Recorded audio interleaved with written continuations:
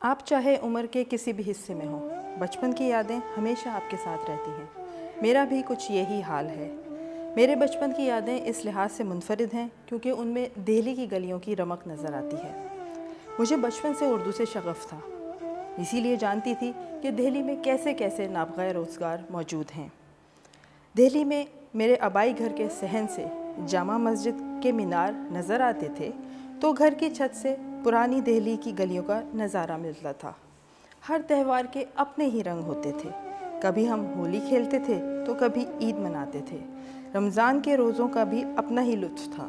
آج آپ کے سامنے یہ باتیں کرتے ہوئے بھی ایسا ہی لگ رہا ہے کہ جیسے میں خود وہاں موجود ہوں۔ گھر میں ابھی بھی وہی مخصوص چہل پہل ہو رہی ہوگی۔ وہاں سے باہر نکلیں تو مٹیا محل میں کڑھاؤ چڑھائے جا چکے ہوں گے جن میں تلتے پکوانوں کی اشتہا انگیز خوشبو دریباں تک پھیل چکی ہوگی۔ چاندنی چوک میں خوانچہ فروشوں کی آوازوں نے عجب سما باندھ دیا ہوگا۔ ہمارے گھر کی چھت پر آنے والے کبوتر اپنی کنڈالیوں کے قریب بیٹھے جامع مسجد کے میناروں کو تک رہے ہوں گے اور چھت کے ایک کونے پر رکھے مرتبان میں اچار دھوپ سیک رہے ہوں گے۔ جنتر منتر، لال قلعہ، قطب مینار، ہمایوں کا مقبرہ، غرض یہ کہ ہر جگہ کئی بار جانے کے باوجود بھی ہمارا دل نہیں بھرتا تھا۔ سب سے بڑی بات مرزا غالب کی حویلی اور میرے آبائی گھر کے درمیان محض 2 گلیوں کا فاصلہ تھا۔ شعور کی مدارج پر پہنچی تو اس بات پر میں تھوڑا سا مغرور بھی ہوا کرتی تھی کہ میں غالب کی پڑوسی ہوں۔ بس پھر کیا تھا، پھر تو دہلی کی گلیوں سے عشق ہی ہو گیا۔ راتوں کو اٹھ کر چھت پر جا کے گلی قاسم جان کی جانب دیکھتی تھی کہ کیا پتہ کہیں مرزا نوشہ بیٹھے نظر آ جائیں۔ ٹال پر بیٹھے بزرگوں کی جانب بھی غور سے دیکھتی تھی کہ شاید ابھی ان میں ایک اور بزرگ کا اضافہ ہو۔ گڑگڑاتے حقوں کی نہ سے نکلنے والے دھوئیں کے مرغلوں میں بھی کبھی کبھی غالب کی شبیہ کا گمان ہوتا تھا۔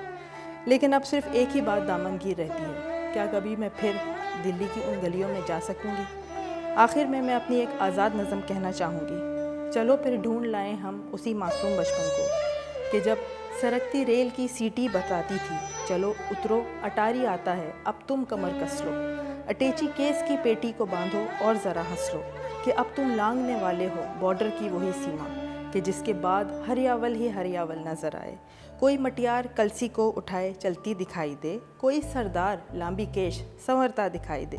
جہاں فرلانگ کے وقفے سے بھاشا بدل جاتی ہے، جہاں کی چاٹ اور چھولے بٹورے ایک قیامت ہیں، جہاں فلموں کے ہر ایک شو قیامت سے قیامت ہیں، جہاں مغلوں کی طرز تعمیرات کا دبدبا سا ہے، جہاں دیوالی، دشہرا اور ہولی کا مزہ سا ہے، جہاں کے رنگ ہی سارے اسے دلکش بناتے ہیں، جہاں کے ڈھنگ ہی سارے جہاں سے ہی نرالے ہیں، جہاں غالب کا غلبہ ساری دلی اب بھی غالب ہے، جہاں محبوب الہی اور خسرو ایک غالب ہے۔